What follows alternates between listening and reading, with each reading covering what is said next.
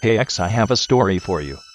I can't clearly remember when my grandpa, Rip, actually told me about this. The memory kind of popped out sometime after he died.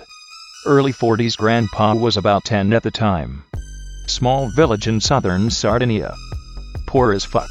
To this day the poorest region in Italy. People used to live in houses made of landini. Basically a sun-dried mixture of clay, mud and hay.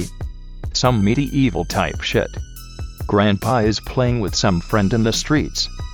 It's getting late, and there's a curfew. Time to get home. Grandpa decides to take the long way home, as he was in the mood for a walk.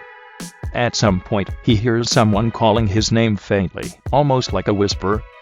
Freaks him out, so he starts walking faster. He hears it again, this time louder and clearer in the voice of a man, without any kind of accent. This is important, because us Sardinians have a very strong accent, and if you know about it, it's immediately noticeable. Grandpa also used to have a unique ancient Roman-inspired name his father made up, so there was no mistaking it, yet there was no one in sight. It was also getting darker by the minute. Grandpa is literally shitting his pants at me. A strong smoke smell hits his nose, stronger and more pungent than a cigarette.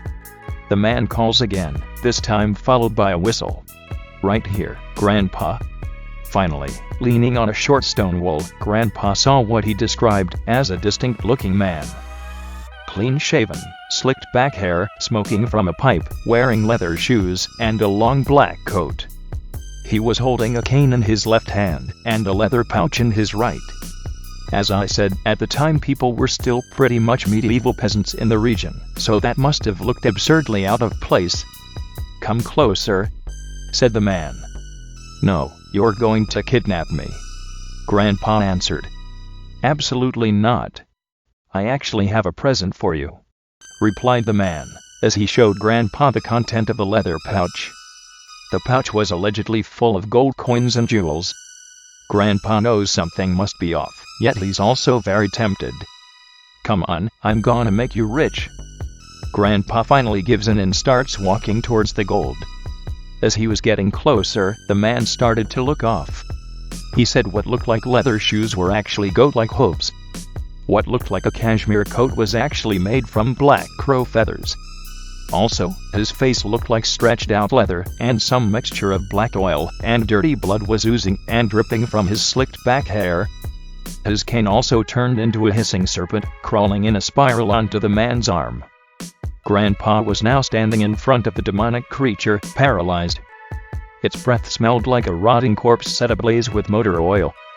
The stench probably worked like ammonia salts, and Grandpa miraculously snapped out of the terror, escaping just a moment before the demon grabbed him by the neck.